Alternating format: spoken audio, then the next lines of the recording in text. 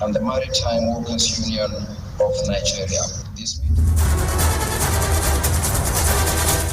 The Senate has set up another committee chaired by Senator Francis Fadamsi to investigate the abuse of firearms by officials of the Nigeria Customs Service in Katsina State and at a border community in the country. The committee would probe the incidents in Katsina, including the alleged killings of residents by customs officials during border drills in August 2021, the killing of 10 persons also by the customs officials in February 2021 in Jibia local government area of the state, and the attack on the chief of staff, the Katsina State Governor Jabiru Turozi, in July 13, 2023. The House of Representatives on Wednesday rejected an amendment to a motion seeking to suspend the recent increase in the pump price of petrol. Members voted against the amendment after Deputy Speaker Benjamin Kalu, who presided over a plenary, questioned if it was in the place of the House to take such a position since pump price is controlled by market forces. And still in the House of Reps, the House has confirmed the appointment of the service chiefs recently appointed by President Bola Tinubu. Their confirmation followed the adoption of the reports of the House ad hoc committee which screened them. And to aviation now, Nigeria has made progress with the review of the Nigerian Safety Investigation Bureau Act of 2022, which necessitated the inclusion of new amendments to its regulations.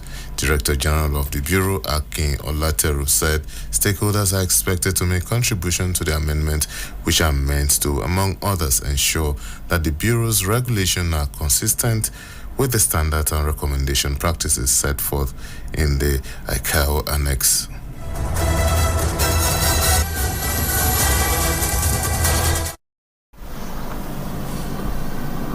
Part of the reason why we're reviewing this regulation 2023 is because the newly passed act of NSIB was signed to law last year, 2022, and a lot of things has changed. AIB used to be AIB, not single mode, but now we have NSIB multimodal. So that's why part of why we are reviewing the regulation. One major part that you have today in this regulation is what I call Family Assistance Program. That's by law, NSIB has been mandated in that new NSIB Act to coordinate Family Assistance Program. And the federal government, through the National Automotive Design and Development Council, has acquired locally assembled electric vehicles with its charging infrastructure from Nigeria Mobility Technology Company, a move that may signal the future of mainstream mobility in the country. Director General of the Commission, Jelani Aliyu, said that the government is set to put a policy in place to scale up the production of electric vehicles, working in partnership with local automobile companies and other relevant stakeholders. The main objective of the policy is to put forward both fiscal and non-fiscal incentives to promote the production of EVs in Nigeria. So these incentives would go to both the demand and supply side. That is, when you're bringing in kits to produce or assemble an EV, what are those special considerations that you're given by government through customs? And then if you're buying an EV, what are those special incentives that government gives you to make it easier and more cost-effective for you to buy and use such a vehicle? And then the infrastructure, what is it that government needs to do to come in and provide the necessary charging infrastructure across the country to make it easier to own and use an electric vehicle?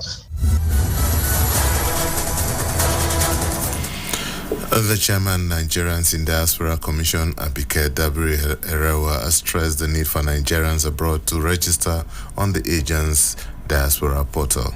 Briefing journalists in Abuja, Dabiri-Erewa explained that the data derived from the portal will aid the federal government in quickly addressing any emergency situation concerning the diaspora. The chairman advised parents to encourage their children to register on the portal to avert what transpired during the evacuation of citizens in Sudan.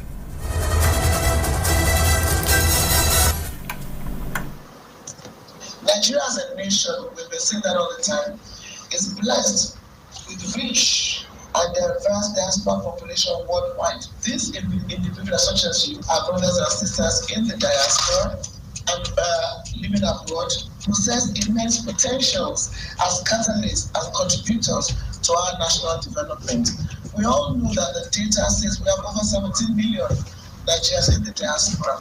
We have set up a portal for data capturing, but it's growing gradually. But we want you to be more involved in getting Nigerians in the diaspora to let us know where they are, what they are doing. Because at the end of the day, we lose nothing. It's when there's a crisis that you know that this data is important.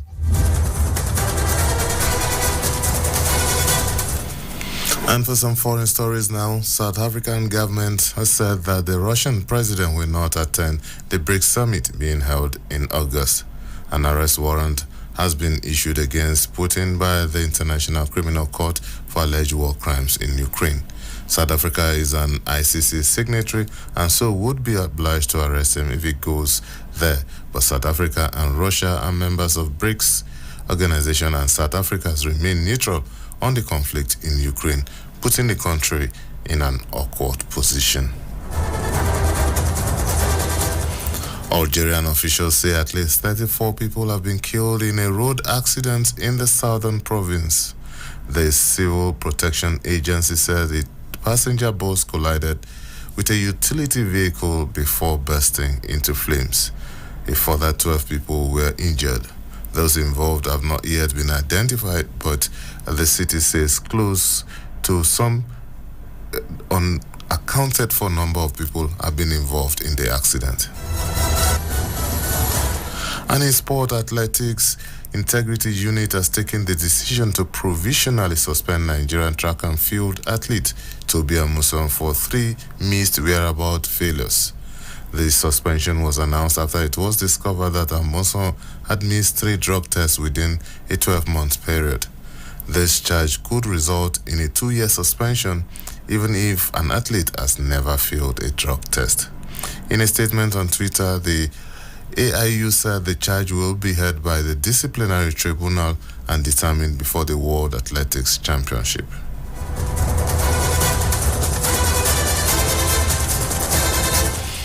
And that's the Citizen FM News at 6. I am Lawrence Omoiti. Good evening.